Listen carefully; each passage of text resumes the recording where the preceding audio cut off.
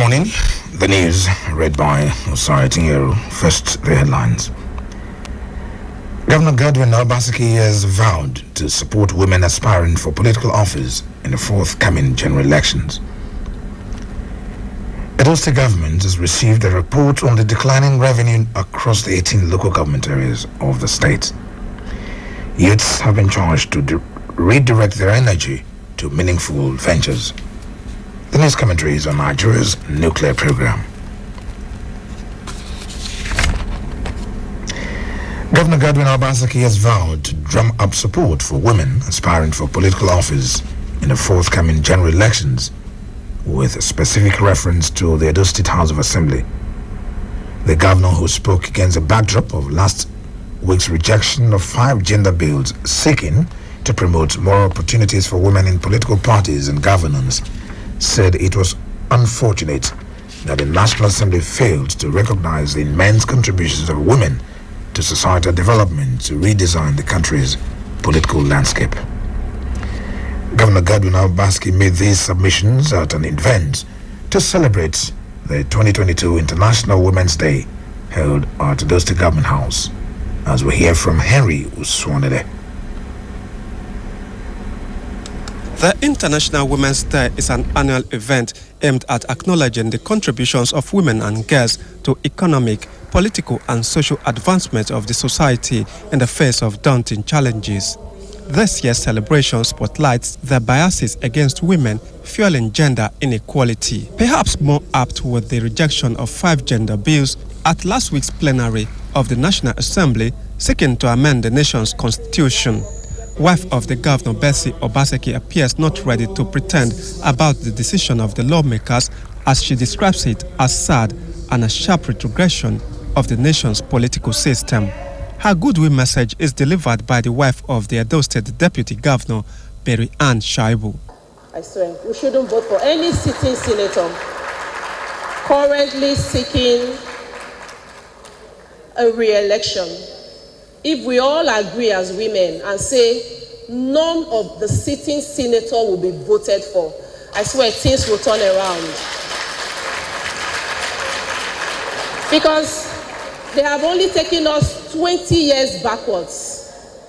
If the whole 109, see that how many are there, would say no to 5 bills for women, and we are the ones who vote for them, it's a shame. Women in Nigeria, please don't vote for any sitting senator, except they turn around and tell us that they are changing that bill. We should say no.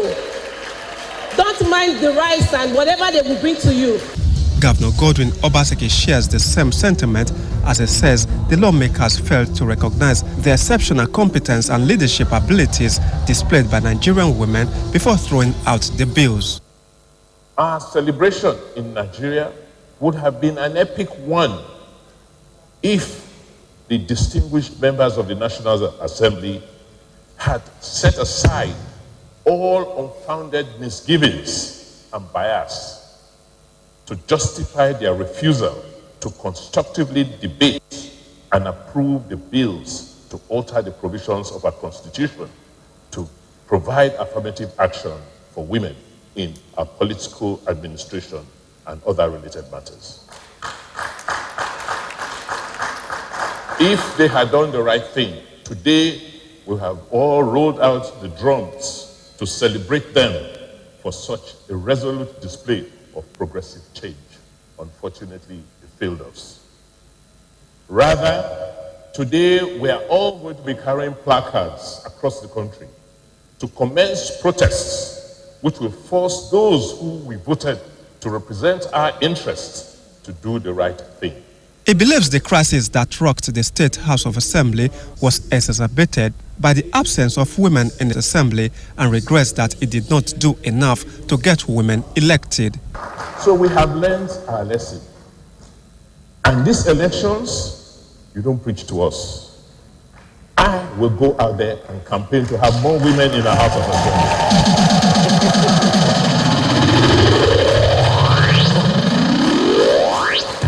Because the instability that we have may have been avoided if you had a few more voices of reason in that house. So women, get ready. You know how we do it. You know how we move from word to word. We'll go and do that. We'll do that again. Commissioner for Social Development and Gender Issues, Maria Edeko, in her remarks underscores the importance of this year's theme, Gender Equality Today for Sustainable Tomorrow, recognizing the contributions of women and girls around the world who are leading the change in climate change adaptation, mitigation and response to build a more sustainable future for all. Break the bias. Let's do this. So we seek a world free of bias, stereotypes, and discrimination. A world where difference is valued and celebrated. International Women's Day is marked globally on the 8th of March, and it examines the opportunities and constraints to empower women and girls to have a voice and be equal players in decision-making. Henry Swanlele, EBS News. President Muhammadu Buhari has extolled Nigerian women in celebration of International Women's Day, March 8, 2022. This year's celebration is themed Gender Equality Today for a Sustainable Tomorrow, is under the hashtag Break the Bias. In a statement signed by presidential spokesperson Femi Adesina, President Buhari said the celebration is an opportunity to reflect the vital roles of women play in society, homes, governance, and in all walks of life. He added that women are not where they should be yet in different spheres of endeavor, but believes that they can no longer be deprived for too long as they consistently prove that they can hold their own on all fronts and in all fields. The statement added that the president rejoices with the women and mothers as they celebrate the day and always. Edo State government has received the report on the declining revenue across the 18 local government areas of the state. Friday Ehimoto, however, reports that the committee announced a slight increase in revenue from 100 million naira in January to 119 million 110,000 naira in February this year. The internally generated revenue committee set up by Edo State government is to articulate fully all the collections across the state, having noticed a decline in the state internally generated revenue in the area of transport. Reeling out the committee's findings and recommendations, Chief of Staff Office of the Deputy Governor Jimoh Ijegbai Esquire explained that the committee observed illegal collection of revenue in some parts of the state where some revenue collectors collect revenue for their pockets. Jimoh Ijegbai Esquire, on behalf of the committee, recommended that the collection of revenue should be upgraded to e-wallets so as to be fair in the collection.